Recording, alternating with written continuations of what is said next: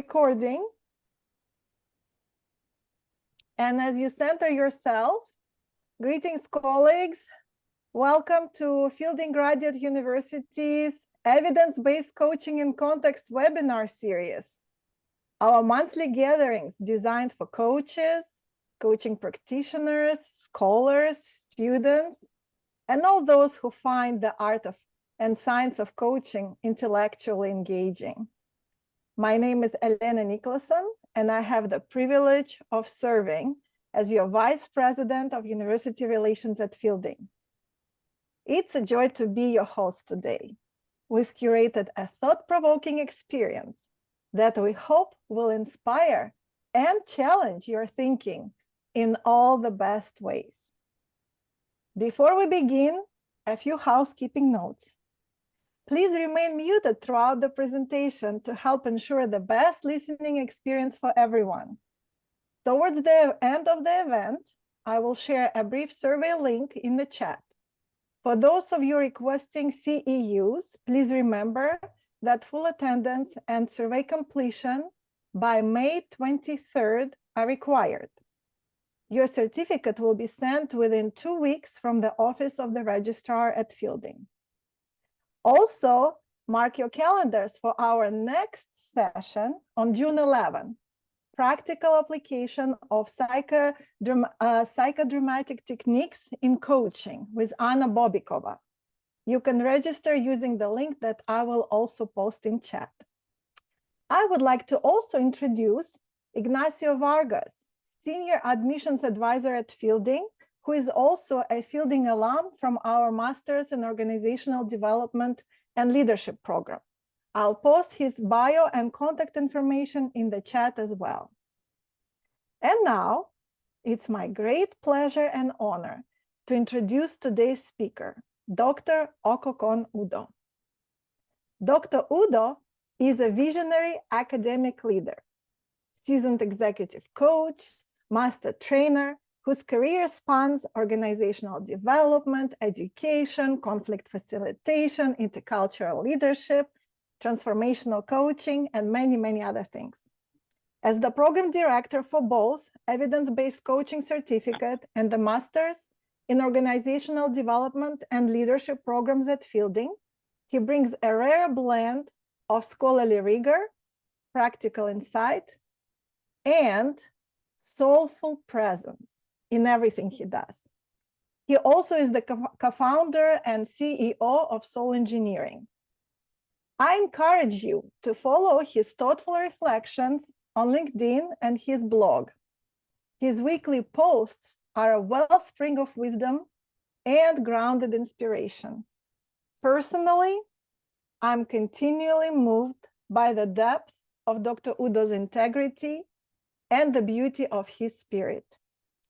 It's a gift to know and learn from him. Today's session is titled Mirror, Sage, Master, Unleashing Reflective Supervision for Transformational Coaching and Leadership.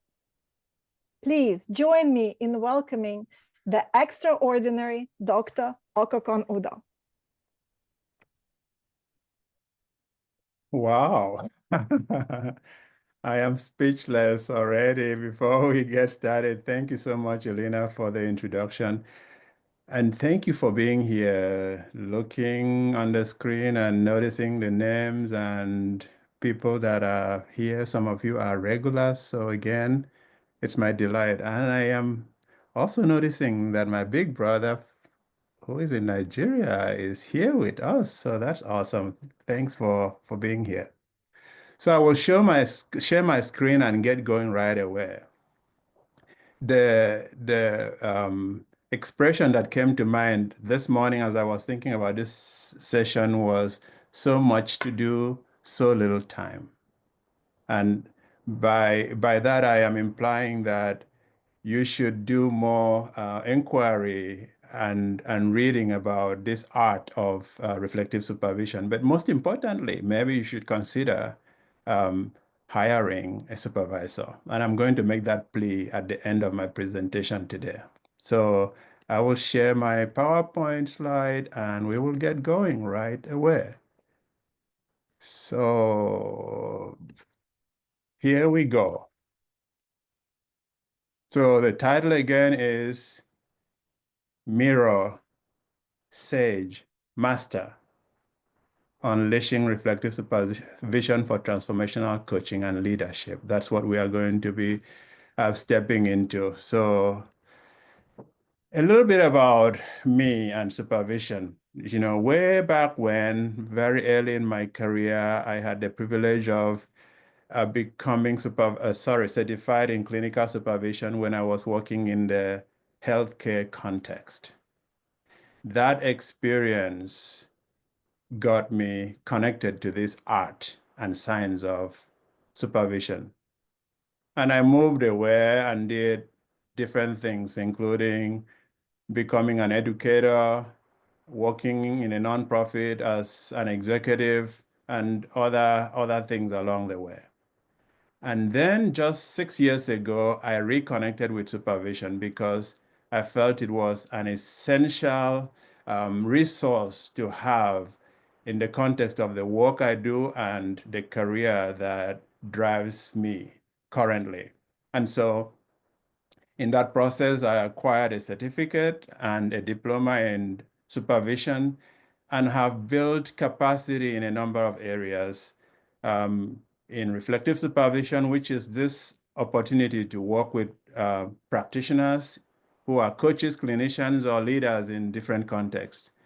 And I also do what is called supervision of supervision, which is supervising people who are themselves supervising other people. And the third aspect is training supervision, which is this specific art of supporting people who are in the process of preparing to be supervisors. And the last part is that I serve on the faculty of two supervisory training programs, one in the UK and one in the US currently. So you can see it is one of those waters of professional career path that I swim in regularly and get really excited about. So we are going to do a number of things today. We are going to define reflective supervision, and we will do our best to distinguish it from other supervisory approaches.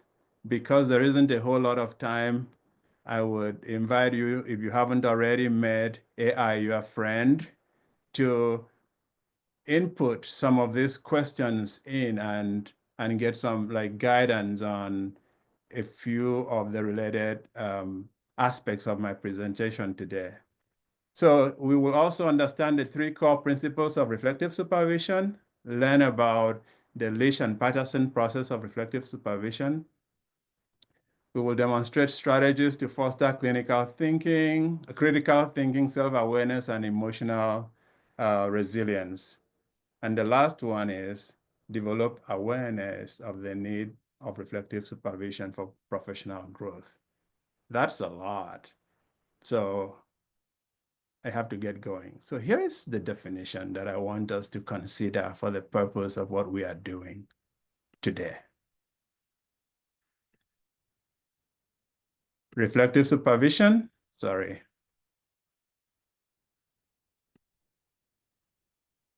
is a process primarily used in fields such as social work, psychology, counseling, pastoral ministry, education and mental health, etc., to enhance professional growth and improve practice. So just note those two, professional growth and improve practice, because we will be digging deeper into this.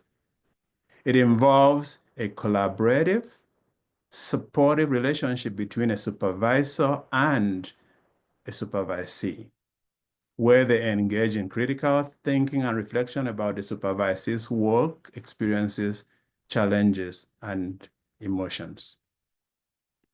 And then I'm pulling in the ICF definition here so that we kind of hold that in our awareness as we explore this important topic.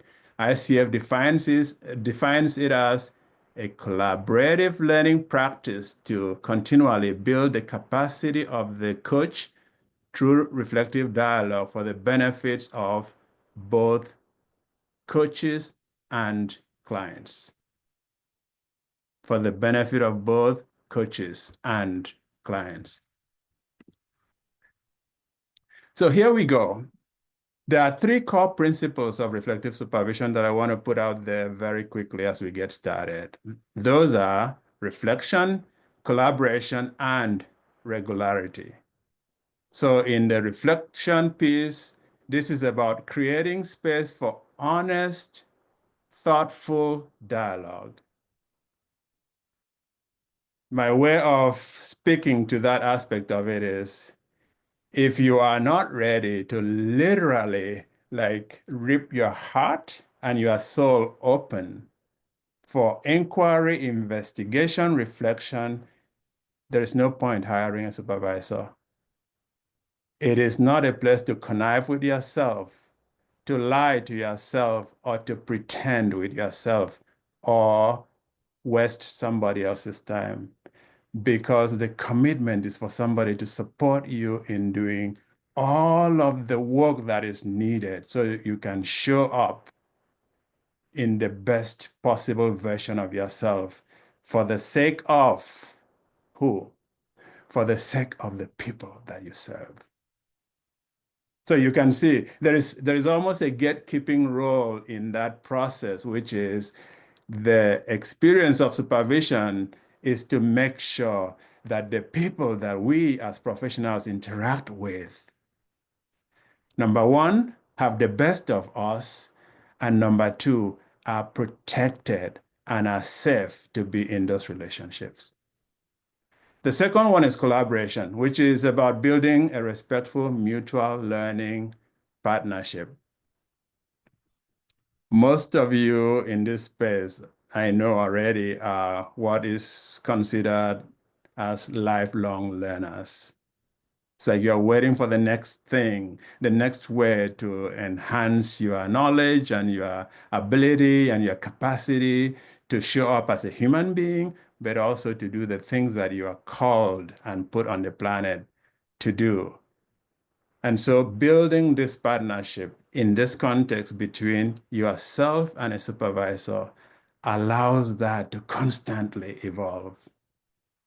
I have personally been in supervision for the last 6 years. And what that means is that I meet with my own supervisor every 6 weeks for 90 minutes in the last 6 years. I have reached a point where I am anticipating it, like literally waiting for it, because I know that after every session of supervision that I come away from, I always feel that I am closer and closer to being the best version of myself for the sake of the work that I do. So that partnership for me is non-negotiable. It doesn't matter whether I have additional resources sitting there and waiting. My supervision session must be scheduled. Because of what? Because I am interacting every day in situations that can put people at risk, that can also put me at risk. So the last one is the regularity. You can use many different examples in life to speak to this. One would be like health. If I am waiting until I can no longer get out of bed for me to call my doctor, there is a problem.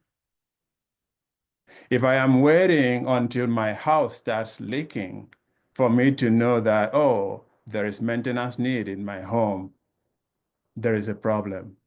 So this regularity ensures that I am proactively taking care of myself. And I am sure you know this in other areas of your life. The more you do the proactive thing, the less likely it is that you will have emergency or surprising situations and needs that come up, which is why I just alluded to meeting with my supervisor every 6 weeks for the last 6 years, and that is not going to change. This is the Lish and Patterson process of supervision, which I'm going to be going through a little bit in a moment, but I just want to name the components of this so you can begin to see the aspects of this reflective supervision process that goes into what you might experience as a supervisee, or what you would be holding if you become a supervisor. I know some of you in this space today are already trained and credentialed supervisors, so welcome. Your thoughts will be welcome as we go through this experience today. So in this model, which is the model I was trained in, there are these components. The first one there is hosting and containing. And you can see the hosting and containing is in red because the hosting and containing is not an item to be checked off. So when, and I'm sure you as coaches know this already, supervision doesn't happen between a certain time and a certain time, as in a 1 hour or a 90-minute session. Just like coaching doesn't happen between, say, 9 o'clock and 10 o'clock and you are done. So the hosting and containing here is a commitment to the supervisee to let them know that they are constantly being held by you energetically. So when it says before the session, it means before the session. So is tracking and monitoring. So I'm going, okay, next month I will be seeing Bill again. So what are the things that I am doing in that space? I'm wondering how Bill is doing, but I'm also thinking about, are there resources that I'm noticing along the way that might benefit Bill in that time frame? So the ones in red are really important in this practice of reflective supervision. And then the actual hosting and containing happens when the client logs on. If you are meeting them on Zoom, or whether you are meeting them in person when the client shows up and comes through that door. In that hosting and containing, which I'm going to be describing more in a moment here, there is a lot more that happens. And then there is the focusing and eliciting. This is where we are trying to find out, what are we going to be doing today? What are you bringing? And as you know, in coaching, some clients might rattle off 3 or 4 different topics, and then you create the funnel, as you know, we are not going to be able to do all these topics today. So as you think about all these 4 or 5 topics, which one would you want to focus on today? And the topic might still feel really, really huge, as in, I am thinking about this kind of nagging feeling of wanting to change the world. Well, we cannot do the change the world in 90 minutes or 1 hour. So which slice of change the world do you want to engage with today? That is what the focusing and eliciting is, so we can get to a manageable size or shape of the topic that allows us to be able to dig in. That is when in this framework you go into the exploring and imagining, which is, now that we have decided on what this topic is, how are we going to get into it? And I will give you some ways of getting into it. After the exploring and imagining, which is digging in, unfolding, looking at the situation, using different resources, which are really many in the reflective supervision framework. I will detail some of them for you soon. We get into the bridging and enacting, which is, how are you going to bring what we've done here today back into your life and into your work? What are the challenges and obstacles? Who might be of support to you? What might derail you? That is what the bridging and enacting is about before we get into the reviewing and closing. So a few more things, and then we will get down to it. There is something in our framework that is called the three-legged stool. So as the client is in that stage of unfolding what that topic is, the supervisor is using the three-legged stool to determine, is this likely a normative topic? Is it a formative topic or is it a restorative topic? Why is that important? Because just like the builder determines whether the issue they're dealing with is going to need a bulldozer, a hammer, a screwdriver, or a drill, the supervisor is trying to see where is this pointing us and what possible array of resources are going to be helpful in our engaging this topic today. And as you can see, for the normative one, it is about what? Looking at issues of best practice and ethical standards. So there is an advocacy as well as a gatekeeping role in that space. Am I fit or right for service? Are there things that I need to address right now? Otherwise, I might be in trouble tomorrow. And what comes to mind for you? Things like boundaries, things like ethical standards. Am I holding on to those? Am I holding myself accountable enough? Or am I close to being in trouble? So for example, the topic somebody is bringing could be, I am noticing that my attraction or my closeness or my identification with this particular supervisee is getting in the way of my supervision. And so in supervision over here, in the here and now, we are looking at the there and then and seeing what needs to happen so that boundaries are not violated. So in the formative, we are getting into what? It is more in the professional growth and development space. The issue here or the need here is more in that domain. And then in the restorative, it is in the psychological well-being of the supervisee. So those are the three-legged stool. So I'm always going, okay, what are we working with here? I told you in reflective supervision, there's so many methods and resources that are available to us in that exploring and imagining phase. Some of you in the space who are supervisors are familiar with the seven-eyed model of supervision by Showett and Hawkins and Showett. You are. That is something that is used in that exploring and imagining phase to find out what's going on in the relationship, in the dynamics, and how to unfold it. There is what we call projective methods. Projective methods are methods that we use in supervision that allows you to see what is working or what is at play from a distance. So we have things like small world. If you have ever had play or sand therapy, you would know that there are objects that you put in the sandbox that represent different characters and players that the situation that you are bringing reflect.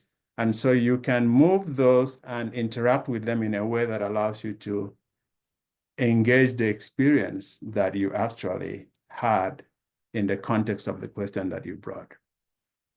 There are times that you might use cards. So I had my supervision 2 days ago, and we got into the three-legged stool and we determined what we were going to do. And the supervisor said, so where would you want to go? I said, I do not want to do small world. I do not want to do chair work. I do not want to do sculpting. I will do cards today. And she said, do you have a pack of cards in your office right now? And I looked around and I said, I don't like any of this. And in that moment, she said to me, look behind you. And I looked and she said, you've got a lot of cards there. So would that serve a purpose today? And I have had these photos sitting here for since COVID. I never thought of them as a resource in that context. And she said, I said, wow, yeah, I want to work with those. I picked 3 of these photos, and I cannot begin to tell you how transformative the experience was working with 3 of the images behind me to step into the issue and the question that I was bringing to my supervision on that day. It illuminated the topic and gave me depth and width and breadth. And at the end of it,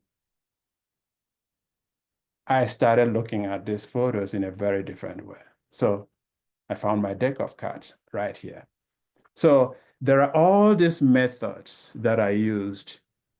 And when these methods are used, they come more from the psychodrama perspective, which is that you are staging something.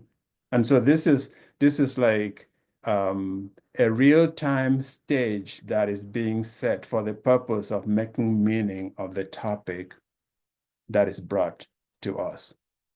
And so when you are done with the staging, there is something in reflective supervision called de-rolling, where you now have to go, you know what? Those 3 photos that I brought, thank you for being a resource for me today.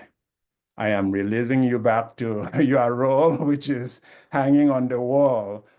And then I return back to the supervision to apply the insights that I gained from the experiences that I had in those different methods that we have here. So I'm going to just pull this up for you to see. The 7-eyed model here is one of those resources that I used, again, in the exploring and imagining phase to make sense of the topic. I didn't want to make this fancy, and I decided to sketch it by hand. This is how the Leach and Patterson model that I was walking you through looks like in practice. The short form that we reference this by is GFT, which stands for Greenwich Foot Tunnel. If you've ever been to London and have walked down the Greenwich Foot Tunnel, you will know what I'm talking about, but it looks something like this. So if you don't know about the Greenwich Foot Tunnel, it is beneath the River Thames, which is on the east side of London. And the tunnel allows you to connect 2 places, with one which is Greenwich on the south bank of the river with the north. And on the north is Millwall, which is also known as Island Gardens. And so you just walk down. So what it illustrates here, if you see on the red where I'm sort of moving my cursor, you walk down the stairs and you go right under, and then voila, you are on the other side of the river.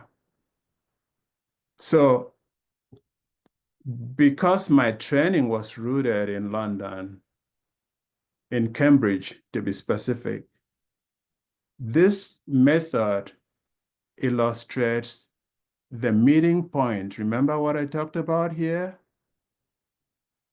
Hosting and containing. The supervisee shows up and meets with you. And in the going down the stairs, we are doing what? We are doing the focusing and eliciting, and then getting into exploring and imagining, and the bridging and enacting, which is going back up on the other side. So I'm going to pause right now, and I'm going to invite you to do something. One is, have you had supervision before? Just respond in chat, yes or no. And the second part is, given what I have shared with you right now, what is evoked in you? It could be thoughts, comments, questions. So I will allow a minute for you to drop in to the chat. And Ignacio and Elena, you can help me with that. Yeah. I see a lot of yeses, but Dr. Mohammed Ahmed asked if there's a visual. And what we're saying is that there is a visual, what you're talking about. He may need to adjust his settings or make sure that he's looking at the screen. Okay. Otherwise, I'm seeing lots of yeses, also some no's, not yet, not formally. Somebody commented, Margaret said that she likes the three-legged stool. I think there is importance between managing formative and restorative. Three-legged stool also interesting to me. Supervision, yes, evokes greater curiosity. Okay, thanks. Thanks for your comments and for dropping those in. For those of you that said you have never had supervision, I believe you are referring to reflective supervision, but at different points in our adult lives, on one job or another, or while we were students and were in athletics or sports in one form or another, we had some form of supervision. And some of the forms of supervision that we have had are not the type that reflective supervision is referring to. It is not about the person that looks over your shoulder and tells you what is wrong and can't wait to catch you doing the wrong things. That is not the supervision that we are talking about today. But those supervisors exist. And in their minds, that is what supervision is about. It is about telling you what to do, catching you when you are wrong, and maybe punishing you when you do the wrong things. And that is part of why a lot of us have this image of supervision that doesn't serve us in terms of the development that we are talking about today. When it is done right, it speaks to the things that I talked about at the beginning. It is about fitness. Fitness for what? Fitness for service, fitness for the role, fitness for your profession, fitness for your career. And that fitness is for the sake of the people that we serve. I was going slow there because I wanted to see that this is about the what you do and the who you are in that professional context or setting. It is about the safety of your clients and supervisees and direct reports and people that work on the team with you. I say this because we do know I have had colleagues whose licenses to practice as doctors, as lawyers, as pastors were revoked because a point came that the ethical committee or boards of their professions deemed them unfit to keep practicing in the profession. So how does supervision come in? Supervision, when done right, when utilized effectively, actually keeps enhancing your effectiveness, resourcing you in your development, and preventing the endpoint that I just referenced moments ago. It does. And that is why it is really important that we begin to understand that for some of us, most of the time, we are actually accidents waiting to happen. I would hope that many of us have, and if you haven't, that you actually look up a framework that is called Johari window. And the reason I bring that up is within the framework of the Johari window, which is a big window divided into four. One of those windows is what? That you are blind, that you can't see. So there are aspects of who you are and how you show up in the world that you yourself cannot see. And so you actually rely on friends or colleagues or coaches or therapists or supervisors to help you understand yourself in that context. So that's part of what we are talking about here today. So because supervision is not just something we talk about, but something we experience, I want to give you a short experience of supervision. So here is what I want to do. Extend an invitation to you to come up with a supervision topic.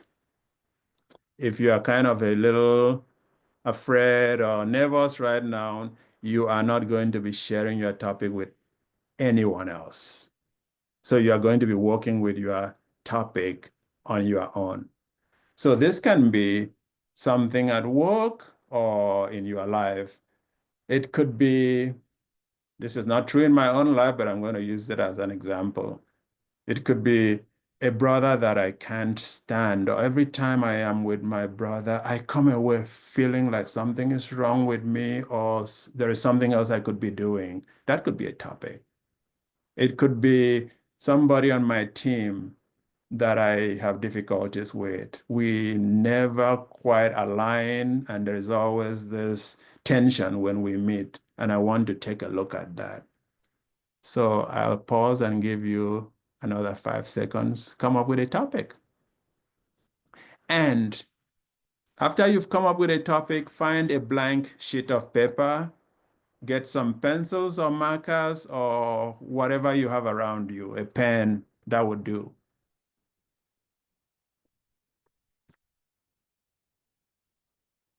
The next thing is divide up that sheet of paper into 6 parts. However you want to do that, 6 parts. It can be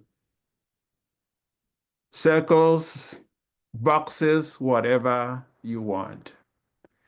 And after you have divided up that sheet of paper into 6 parts, I want you to write the numbers in each of the box from 1 to 6.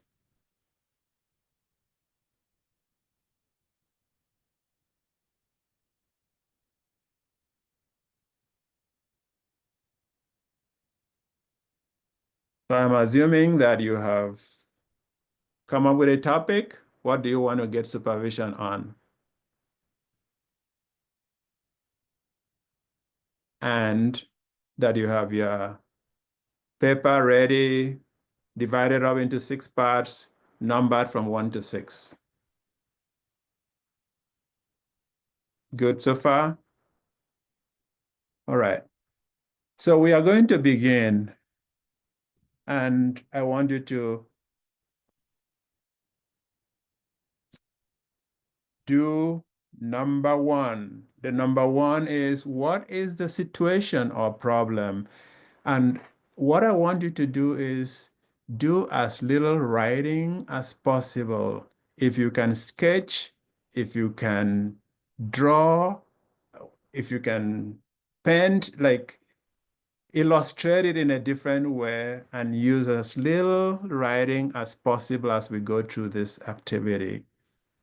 So what is the situation or problem?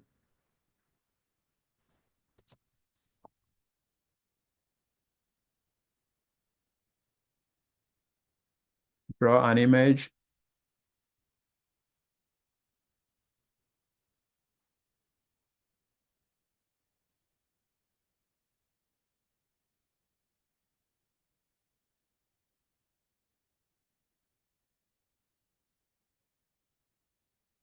If it were in a one-on-one situation, we would be going through this at a different pace, and I would be working with one individual, but here we are. So I'm going to be assuming as I transition us from one stage to another. So I assume that you are done with box number 1, which is the situational problem. And now we go to 2. So if you ask yourself, what is my aim? What do I want out of this? What outcomes am I hoping I get given the topic that I am considering today? What would that be in box number 2?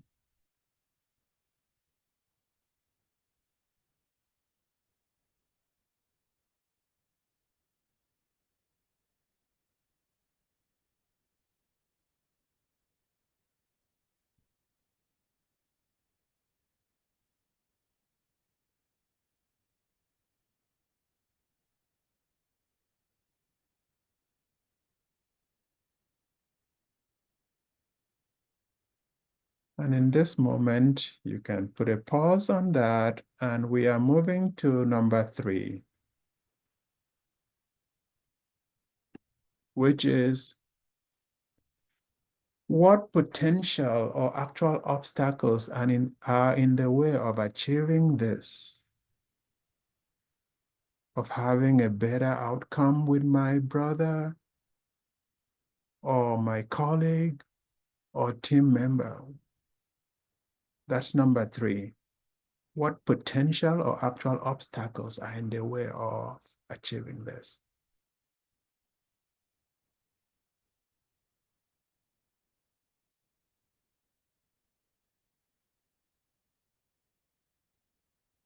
And we are moving to number 4. So you can again push the pause button on number 3 and move to number 4.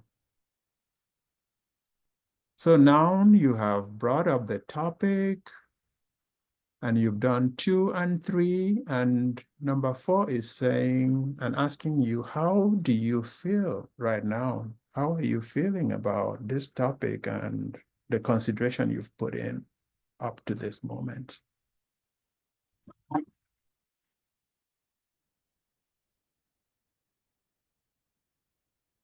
What's coming up for you?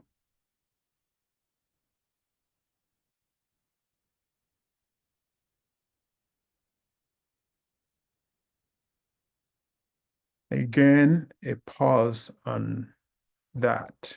And we are on to number 5. So for number 5, we are taking a step back. What else is in play in this situation that you haven't factored or represented yet? So you're taking a step back and reconsidering and looking at this situation all over. What haven't you taken into consideration or factored in?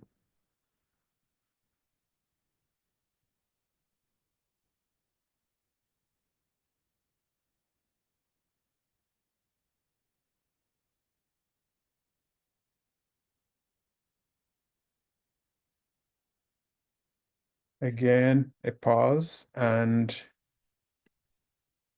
the last one is, given what you have done in the first box, second, third, fourth, fifth boxes, where are you now?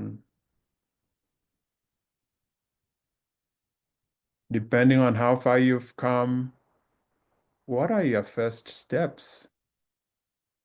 What is your question now? Maybe the topic has shifted differently. Capture that.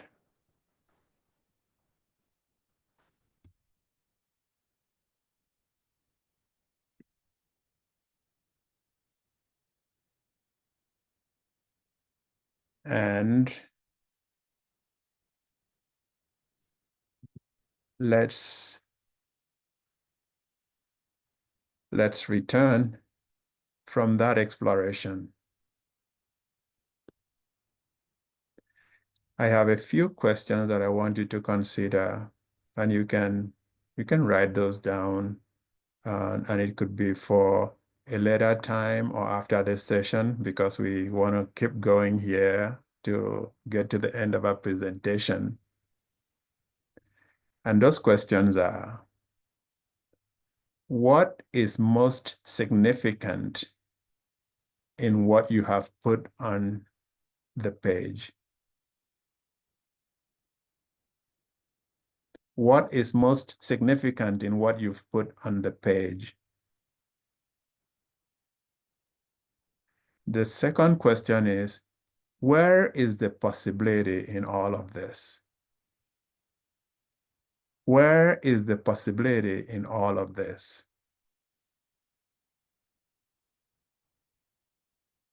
The third one is, what are the risks?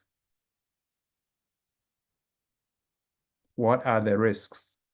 And the final one is, what have you learned about this situation, or in this case, supervisory topic that you brought?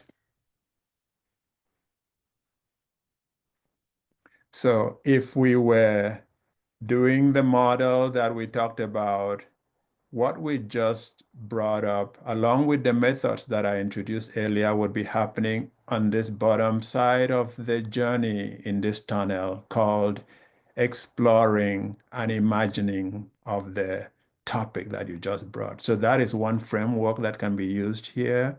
I said the 7 eyes could be used here, sculpting, cards, other formats that allow you to use your body either in an embodied way or in a projected way is what we just did right now. And so I am going to wrap up here real quickly that there are benefits of supervision to coaches and leaders that I want to capture here. One is enhanced self-awareness, improved professional skills, support for emotional processing, increased client outcomes. I kept hammering on that one because it is all for the sake of the people that we work with. Those of you who are familiar with the oath that doctors take that is called the Hippocratic oath, it has to do with what? Do no harm. So strengthening relationships, ethical consideration, collaboration and support, inclusive excellence, and professional development. We do not have time to exhaust each of these, but when you look at the video recording, you can research or investigate each one of these outcomes and benefits. And here is my final word to all of us on the screen before I open up for questions or address comments that came up in chat. Every coach, leader, or professional who wants to take their career, professional calling to a higher level of effectiveness and accountability should consider engaging the services of a trained and credentialed reflective coach so that they can be in the more preventative mode than the reactive mode or trying to put out fire that has already threatened to consume them and professions and career. And with that said, I will pause and see what questions, comments, reflections that you have.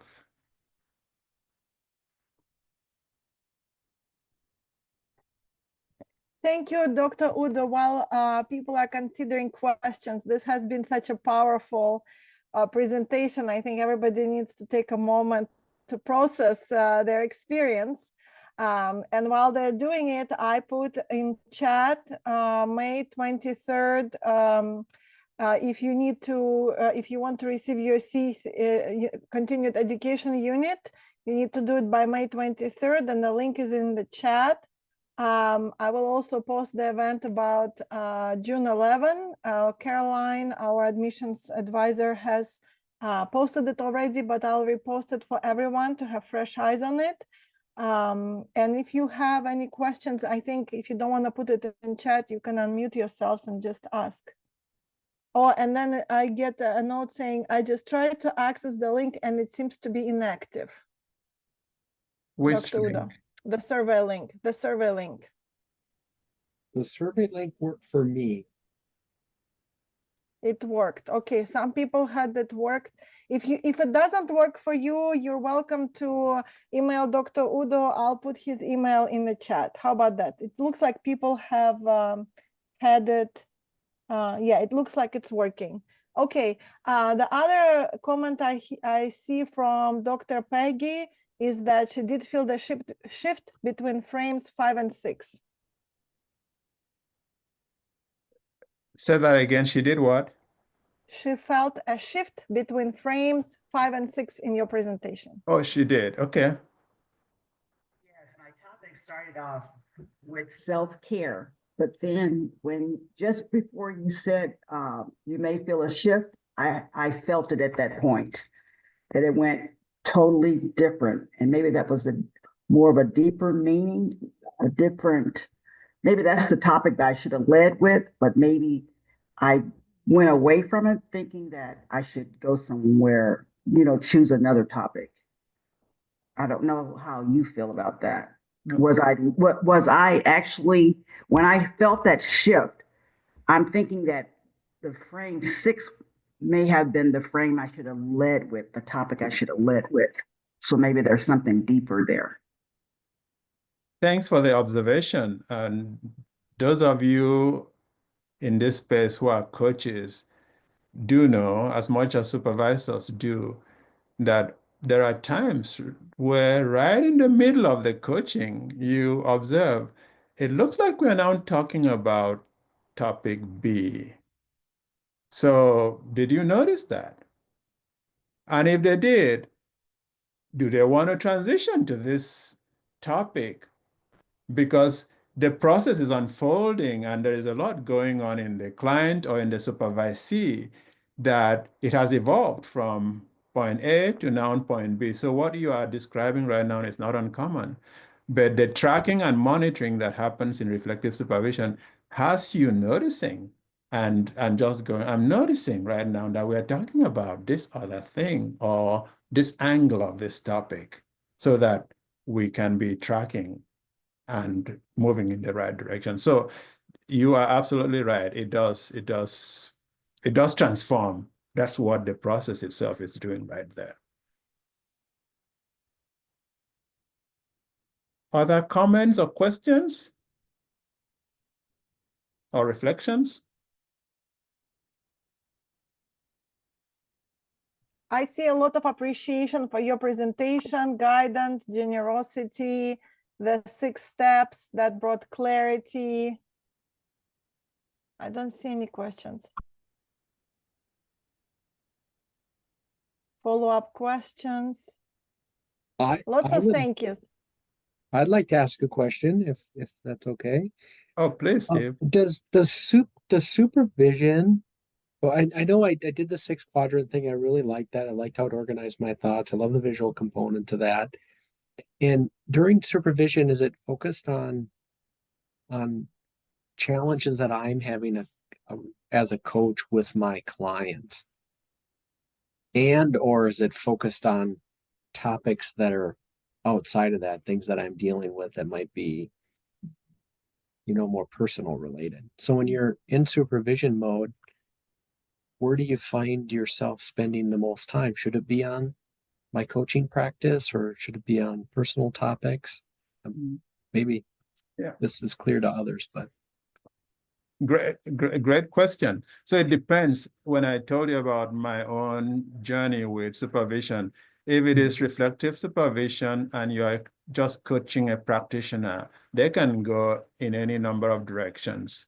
So when I go to my supervisor, I bring my supervision topics that are coming out of the context of my work because that's where I need the help most. So you get to point it based on what it is that you are encountering. So when I work with leaders in the organization, they're going to bring challenges that are coming out of the organizations or their personal challenges. It could be life challenges, like work-life balance is my topic today. And so so you get to determine in partnership with the supervisor. Okay, thank you. You're welcome. There's a question from Diane, and I think it may be similar, but I'll ask it. Mm. Does the supervision work well in learning around contracting with the client? Of course it does. Yeah, in my training program, they actually called it covenanting. Okay. You know, yeah, it's like you have this alliance of a relationship and a journey that will hopefully be going on for a while, you know. So typically 6 sessions is the minimum Mhm. of supervision that is recommended so that you can begin to see, you know, like changes in whatever the direction is that you contracted on. And as you know, in coaching, you can re-covenant or redesign the alliance. So you might go, this is what I want to focus on. And 2 sessions in, you go, you know what? I want to expand on that, or I want to change the trajectory of what it was. So that is all possible. And like this morning, I re-covenanted with somebody because the direction and pathway had changed from where we started. So we needed to be clear about what we are now focusing on. Dan, did that answer your question? I think in part it did. And the other, Mhm. I guess the other part is that when I've had coaching supervision, it's been what's going on for me in the middle of coaching a client, and my Mhm. coach supervisor is really, questioning and helping facilitate my own self-awareness around that. Mhm. And I just am thinking about what if the initial contract I set with a client isn't really kind of capturing what's needed. And I understand that you can always recontract, but would it be an effective, what could a coach supervisor be helpful to me as coach in figuring out how I need to sort of grow in my covenanting or contracting? And what could that, for example, look like? The answer is yes. But even in the being of help to you, there is this sense to which supervision is different, excuse me, from mentoring, for example. Mm-hmm. And so it's so tempting to want to dive in there and fix it and direct it and tell. And yet it has to be sourced from the supervisee. You have to draw it out and help them find it, which is where the different methods that I told you about really come into play in helping them evolve and finding new strategies and solutions. So for example, in the small world, you might discover that the object that you put in to represent your colleague that you were interacting with, or the client that you are working with, shows up in a different way and gives you access to information you didn't know before. And so all of these approaches can go beyond the limits of your own knowledge or insights in the moment. That's great. Thank you. You're welcome. Dr. Udo, we're at the top of the hour, but there's a couple more questions in the chat. How would you like to handle that? Maybe one, pick one, and then One. we will say Okay. goodbye. Oh, Yeah. that's hard. Well, I'll just follow the order of the questions received. It's from Dr. Amar. I was not familiar with reflective supervision as I am with reflective coaching. Are these mutually exclusive or intentionally directed?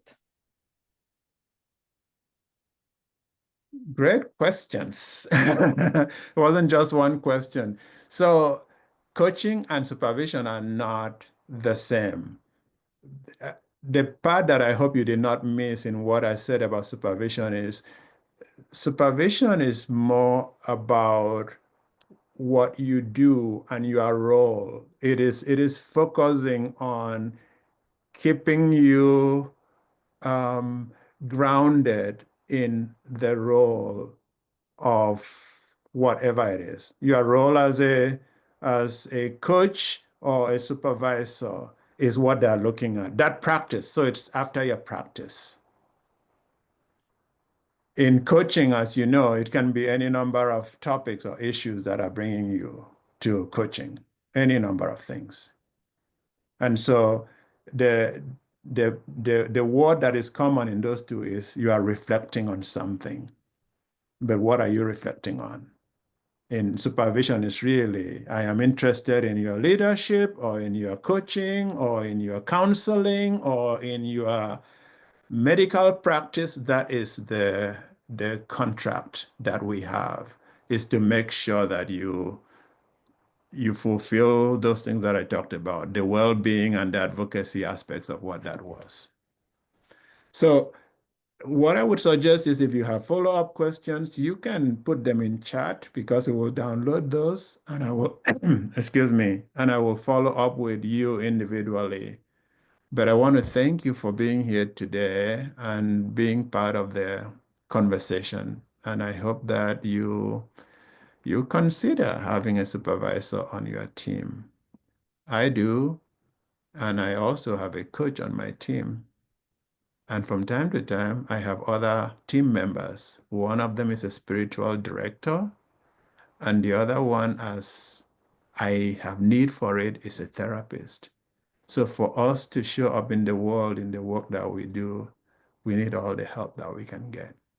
So thanks again, all the best, and we hope we see you at our June edition. Thank Goodbye, you. friends and colleagues.